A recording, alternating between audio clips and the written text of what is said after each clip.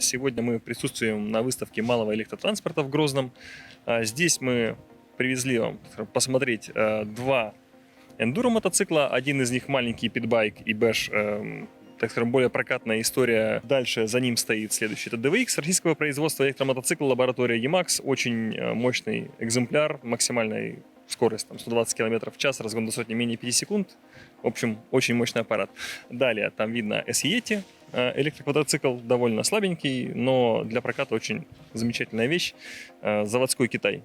Дальше у нас стоит на фоне Эльтавр, крымское производство. Это большие гольф-кароподобные, так скажем, машины. Они в основном служат для перевозки пассажиров, либо для перевозки грузов. Есть такие же модификации, которые с крытыми контейнерами, с заморозкой и тому потом там как называется, с кузовом. Все, с кузовом, да. Часть транспорта, которую мы привезли сейчас, на заднем плане не видно. Сейчас ребята обкатывают, проводят тест-драйвы. Там шоссейная техника. Это городской электромотоцикл SER3, это городской дорожный мотоцикл Devil на мотор-колесе. И также еще там стоит BRP электрифицированный с нашим кит-комплектом, сделанным в России, который по своим характеристикам мощнее в 1,5 раза литрового бензинового BRP, который на бензине. И также стоят две доски, которые мы будем тестировать вечером. Это SE Foil и Jetboard. Это водяные доски. Одна предназначена для поездки по воде, у нее находится водомет в основании доски, а вторая, она с поддонным крылом, предназначена для того, чтобы парить над водой, прорезая любые волны, которые под вами в это время промелькают.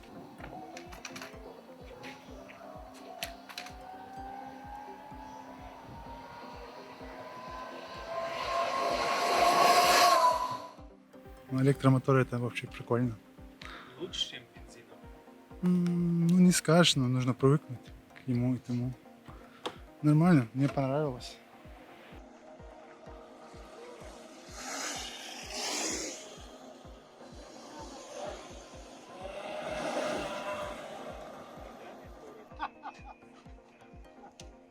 В Чеченской Республике мы решили открыть первый сервисный центр по обслуживанию электротехники. Также будет открыт шоурум. Хотим сделать в городе Грозном именно центр по обслуживанию и продаже электротехники. Мы хотим обеспечить все курорты электротехникой, ну и, конечно, всех желающих фанатов данной техники. И отсюда будет, я думаю, что разрастаться этот сервис и продажи техники по всей республике. Министерство туризма является, скажем так, нашим помощником в развитии данного направления, потому что развиваются курорты, очень много туристов приезжает. И для обеспечения сервиса, привычного, видимо, для большинства туристов, мы взаимодействуем с курортами Чеченской Республики через министерство уже. Когда в Грозном-Сити появится зарядная станция?